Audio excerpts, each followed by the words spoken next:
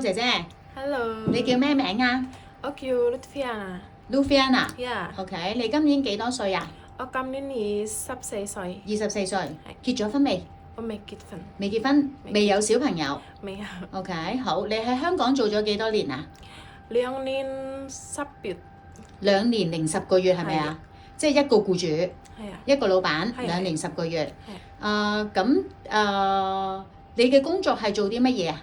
有幾多個人啊？個僱主屋我企有4個人。係4個大人嚟㗎。係啊， OK，仲有咧照顧2隻狗。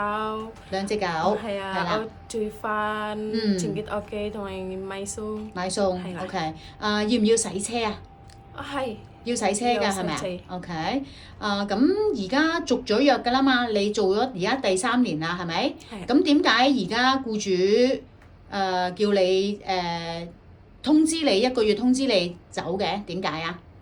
因為咧，我哋而家正新姐姐照顧新 BB 㗎。哦，之前就未有 BB 嘅，淨係照顧狗嘅啫。係啦，係啦。咁而家個僱主就係有咗 BB，係啦。咁佢就要揾一個姐姐係有經驗照顧初生 BB 嘅。係啦。哦，所以就同你講，叫你可以離開佢屋企啦，係啊。因為佢想揾個照顧初生 BB 嘅經驗。OK， 好。咁你之前呢？你之前除咗呢個香港3年之外，有冇其他工作啊？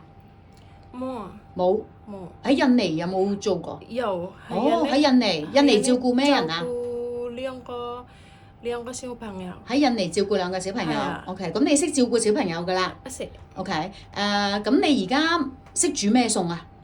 我有時整咖喱雞、係。意大利粉、係。炒菜、蒸魚、蒸水蛋、雞翼。雞翼。係啊。 OK。蒸排骨、波檔、蒸骨、波檔嗰全部啲。全部嘢你都識煮㗎啦，基本上係咪啊？咁我想問下買餸咧，你自己去街市買嘅？